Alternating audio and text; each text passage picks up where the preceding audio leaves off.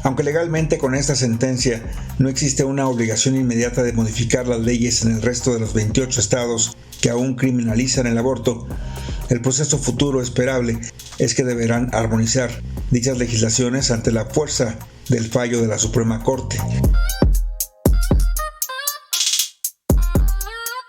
El presidente de la Suprema Corte de Justicia de la Nación, Arturo Saldívar, indicó que ante los casos de mujeres encarceladas por abortar, que según cifras extraoficiales podrían ser hasta 136 mujeres con condena de prisión, el Instituto Federal de la Defensoría Pública ofrecerá asesoría y representación jurídica a mujeres que han sido criminalizadas o están en la cárcel por interrumpir su embarazo.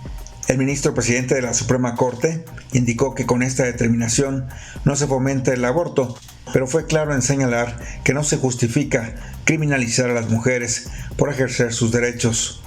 Yo no sé a partir de qué pureza moral se justifica meter a prisión a las mujeres, cuando además las que están en las cárceles han estado son las niñas pobres, las mujeres pobres.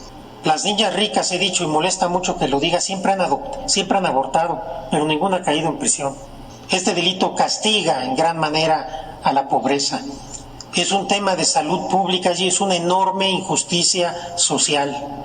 Si hay a quienes esto no les agrada, lo respeto, pero nunca ha sido mi ejercicio como juez constitucional un concurso de popularidad. En muchas ocasiones mi proceder ha sido impopular, pero yo solo le rindo cuentas a la Constitución, a los derechos humanos y a mi conciencia. La decisión de la Corte sobre la despenalización del aborto fue criticada por sectores conservadores, grupos de derecha y representantes de la Iglesia Católica.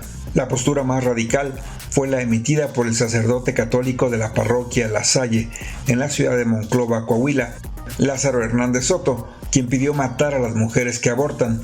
Y aunque después dijo que su mensaje fue malinterpretado y se retractó, fue claro su mensaje feminicida.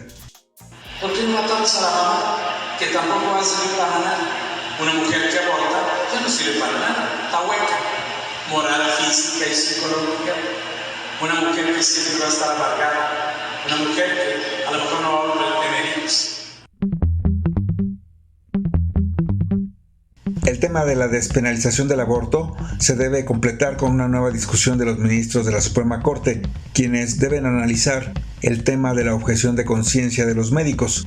El próximo lunes debe emitir una resolución que defina hasta dónde se justifica que el personal médico haga uso de este derecho para negarse a practicar un aborto, toda vez que falta un reglamento suficientemente claro que establezca requisitos y formas en que la objeción de conciencia se debe aplicar.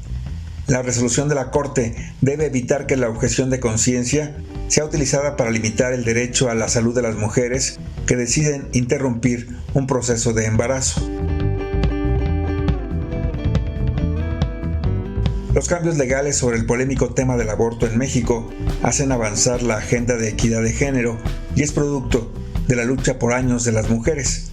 Así lo reconoció el ministro de la Suprema Corte de Justicia de la Nación, Arturo Saldívar.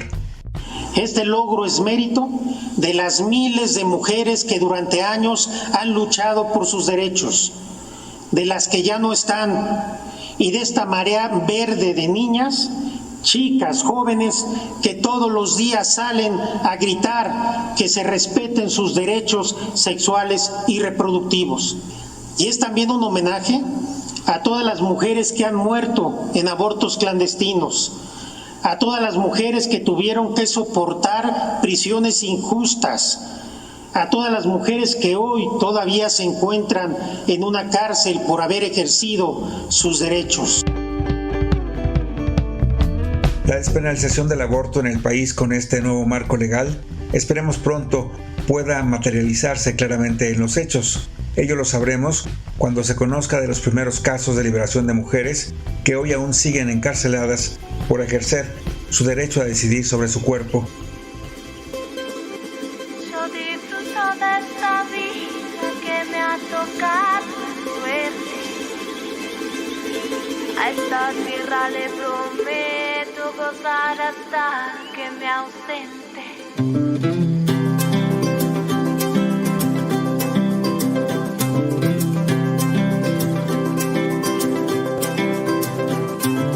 Yo disfruto de esta vida que me ha tocado en suerte. A esta tierra le prometo gozar hasta que me ausente. No me alcanza con soñar lo que hay en el aliento.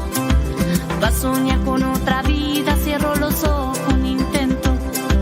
Para enseñarme a volar voy a pedirle a los vientos que me eleven allá alto y me dejen un intento.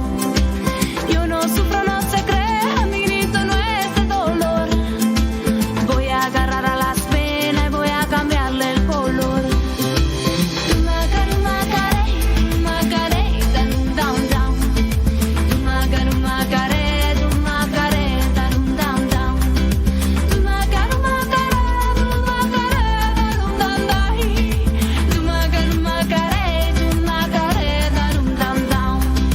Yo no sufro, no se crea, mi grito no es de dolor. Voy a agarrar a las penas y voy a cambiarle el color.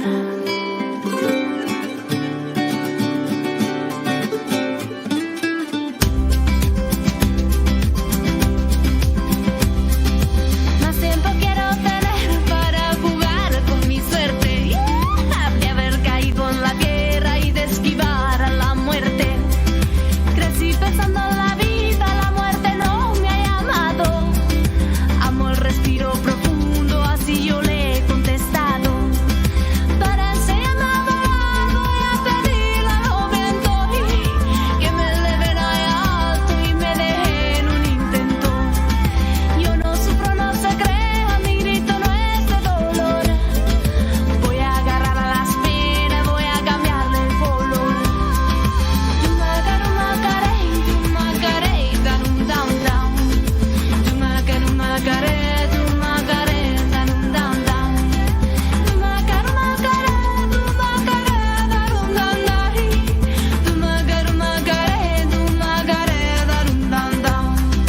Más tiempo quiero tener para jugar con mi suerte, de haber caído en la tierra y de esquivar a la muerte.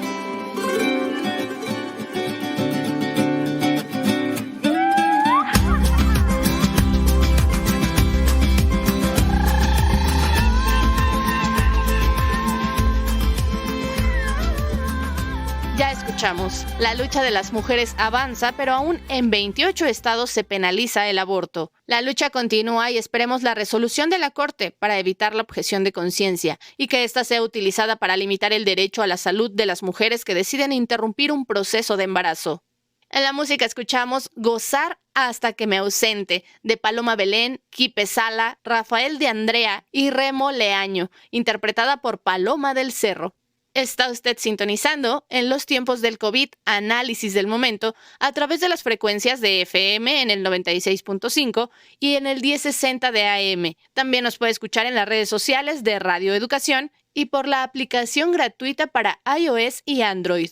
Le invitamos a que se comunique con nosotros enviándonos un mensaje de WhatsApp al número 5512 33 29 15. Agradecemos que se comuniquen con nosotros. Acompáñeme a escuchar ahora el comentario semanal. Adelante.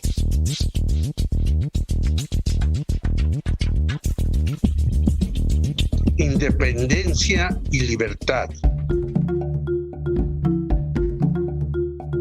En la fecha emblemática del 15 de septiembre, liberaron a 682 presos comunes gracias a un decreto expedido el 25 de agosto de este año. Algo que es una buena señal, ya que nuestras cárceles están llenas de personas que no deben estar en dichos centros, que no son de readaptación, como se esperaba, sino formación de criminales.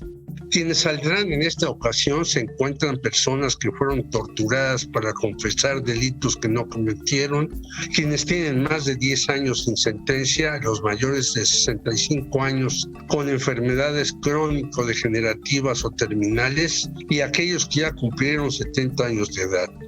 Estos recluidos son diferentes a la ley de amnistía proclamada en abril de 2020, que ha liberado a una treintena, algo terrible, ya que deberían ser miles los que ya no estén en prisión. Entre quienes se encuentran privados de su libertad están casi siempre los más pobres, quienes están acusados de delitos federales graves y una buena cantidad de mujeres y jóvenes, los cuales han sido acusados sin mayores pruebas de muchas cuestiones difícilmente comprobables. Según la organización Reinserta, encabezada por Saskia Niño de Rivera, el poner en libertad a muchos de ellos es como salvar vidas. Y tiene absoluta razón, ya que encarcelados llegan a servir incluso de esclavos a las mafias que hay en los reclusorios y son quienes mandan internamente. Esto ha quedado muy claro en penales de Zacatecas, Tamaulipas y otros estados del norte del país, donde los cárteles hacen de las suyas no solo adentro, sino que incluso coludidos con las autoridades, salen a diferentes horas del día para cometer tropelías o divertirse. Y sus sirvientes son los que no pagan las cuotas que se dictan por los malosos. Hay una película y un documental que muestran ello. La primera es El Apando, basada en un libro magnífico de José Revueltas y filmada por Felipe Casals. Y en el segundo caso, un docudrama de cómo Arturo el Negro Durazo, jefe de la policía con su compadre José López Portillo, presidente, utilizaba a Santa Marta Catitla para llevar los carros robados, transformarlos y venderlos después. Ahora las cosas son peores con los cárteles, ya que hacen tremendos pachangones en dichos sitios, algo que están tratando de evitar las autoridades de la Secretaría de Seguridad Pública y Ciudadana. En la actualidad, los centros de reclusión tienen 210,000 adultos, siendo que su capacidad es de 170,000. Por ello, muchos duermen en el piso, unos sobre otros, e incluso a quienes se les ata a las rejas por las noches, ya que no caben, y se les denomina vampiros. Precisan Saskia y Eduardo García de Reinserta. A muchos se les niega el protocolo de Estambul, que afirma: si a alguien se le torturó, debe liberársele de inmediato. Amén que otros tardan en las sentencias años o van desahogando proceso tras proceso lentamente. Por cierto, el que al parecer no alcanzará su liberación es Israel Vallarta, ya que el nuevo secretario de Gobernación, Adán Augusto López, dijo que está Israel imputado de un secuestro anterior del que aparentemente realizó con Florence Cassés. Ante esto, Carlos Loret soltó una cantidad de babosadas sin cuento y nos recordó a Ryszard Kapuczynski, quien dijo que el periodismo no es un oficio para cínicos, algo muy común en el nieto de un gobernador de Yucatán que mandaba asesinar a quienes batallaban por la libertad sindical y la transformación del país. Recordar el caso de Efraín Calderón Lara el Charras. Buena señal en esta independencia, pero de llevar a cabo la amnistía podrían salir 10,000 personas, algo que debe apresurar la subsecretaría de Alejandro Encinas y los legisladores que avanzan a paso de tortuga en asuntos prioritarios. ¡Viva la independencia y la libertad! El lector de todas las cartas, en vano fui yo, el tabú que siempre nombrabas. Ha sido mi silencio, los castillos de miedo y cemento que albergan los días en que me estoy quieto, los cristales de niebla y arena que hieren por fríos cuando están abiertos. Y esto ya no es mediodía, son cosas del tiempo. Hasta aquí llega la alegría, adiós, ya nos vemos. polizón capeando a sus anchas, sin culpa de serlo, decidiendo que es él quien se embarca. Que tiemblen ya mis miedos y que tiemblen también mis nostalgias. Mi soledad pide vela en este entierro. Resucitaré lejos de casa, escribiendo lo oscuro del vértigo ajeno. Y esto ya no es mediodía, son cosas del tiempo. Hasta aquí llega la alegría, adiós, ya nos vemos. Un cartón que se deshace, hojas secas que se barren, una voz que nos explica, versos casi sin mentiras, una carta, canción que suplica, la marea que nos quita, tus canciones que eran mías, el color de los domingos, hoy las letras de las zambas, con las bocas amordazadas, los gigantes del insomnio y el temor a darles paso, la conducta del destino, sin poder yo castigarlo, destrozándole el sentido a vivir como he soñado.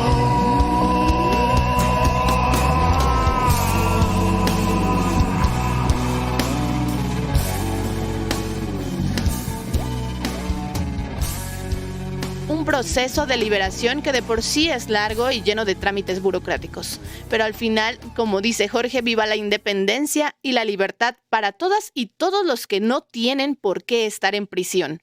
Ojalá se apresure ese proceso. Escuchamos al cantautor barcelonés Dani Tejedor interpretar su canción Polizón. Y llegó el momento de hacer nuestro recorrido noticioso por la información más relevante generada en el mundo acerca del COVID-19.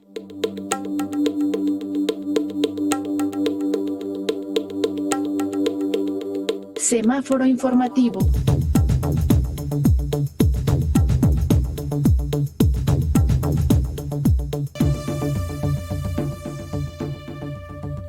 La Unión Europea donará otras 200 millones de dosis de vacunas contra el COVID-19 a países de bajos ingresos hasta mediados del próximo año, anunció este miércoles la presidenta de la Comisión Europea, Ursula von der Leyen.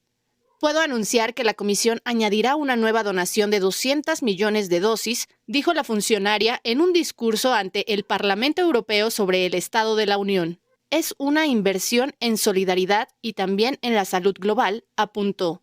Von der Leyen dijo que la Unión Europea ya había donado 250 millones de dosis de vacunas anti-COVID, pero apuntó que existe una enorme disparidad en las campañas de vacunación a nivel global. Con menos del 1% de las dosis globales administradas en países de bajos ingresos, la magnitud de la injusticia y el nivel de urgencia es obvio, dijo. La funcionaria alemana aplaudió el esfuerzo desplegado en el bloque europeo que ya logró vacunar plenamente al 70% de su población adulta. Von der Leyen afirmó que Europa ha hecho más que cualquier otra región del mundo para hacer llegar dosis de vacunas a otros países y puntualizó que la mitad de las 1.400 millones de dosis producidas en su territorio han sido exportadas a otros destinos.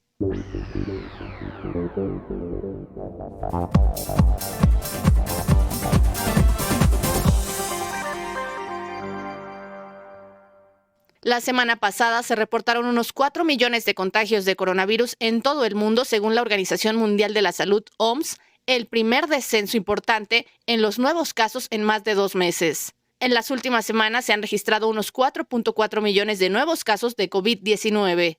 Todas las regiones del mundo vieron un descenso de contagios en comparación con la semana anterior, dijo la Agencia de Salud de Naciones Unidas en su actualización semanal el martes. Aunque el número global de muertes cayó a unas 62,000, con el mayor declive en el sureste asiático, hubo un aumento del 7% en las muertes en África. Las cifras más altas de casos se contabilizan en Estados Unidos, Gran Bretaña, India, Irán y Turquía, y ya se ha identificado la contagiosa variante Delta del virus en 180 países. Los niños y adolescentes siguen viéndose menos afectados por el COVID-19 que los adultos, señaló la OMS. Las muertes de menores de 24 años por la enfermedad suponen menos del 0.5% de las muertes globales. La OMS había dicho antes que no debería priorizarse la vacunación de niños contra el COVID-19, dado la extrema escasez de vacunas en el mundo.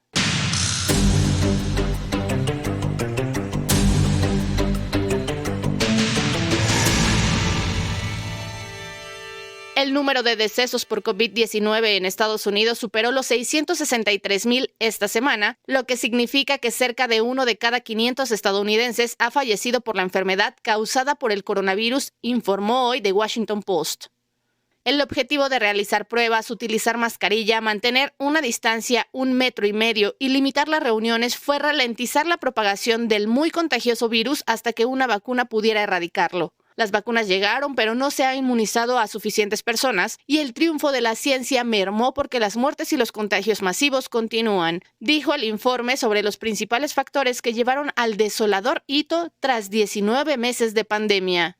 Aunque el número de muertos por coronavirus supera la imaginación, aún más impresionante es la letal eficiencia con la que la enfermedad ha afectado a negros, latinos, nativos estadounidenses y nativos de Alaska en sus 30s, 40s y 50s, añadió el informe. La pandemia ha puesto de manifiesto los siglos de factores sociales, ambientales, económicos y políticos entrelazados que erosionan la salud, reducen la esperanza de vida de las personas de color y las ponen en una situación de mayor riesgo de sufrir trastornos crónicos que dejan los sistemas inmunológicos vulnerables al coronavirus. Muchos de estos mismos factores alimentan la desinformación, la desconfianza y el temor que dejan a demasiadas personas desprotegidas.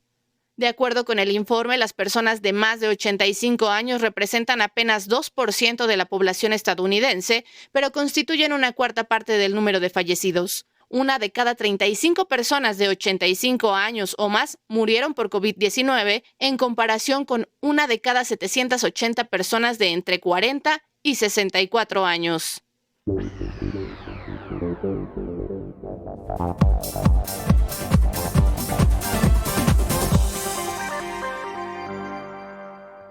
Y así llegamos al final de nuestra emisión de hoy. Se despide de ustedes Alma Lilia Martínez a nombre de todo el equipo de producción y lo esperamos el próximo viernes 24 de septiembre a las 13:05. Es de suma importancia hacer el esfuerzo por seguir las medidas de higiene y de sana distancia. Es por usted, por todas y todos. Que tenga una muy buena tarde de viernes. Hasta la próxima. Esto fue En los tiempos de COVID, análisis del momento. Participamos en este programa Luis Felipe Oropesa, Alma Lilia Martínez, Heréndira Salazar, Víctor Bárcenas, Jorge Meléndez Preciado y Laura Elena Padrón.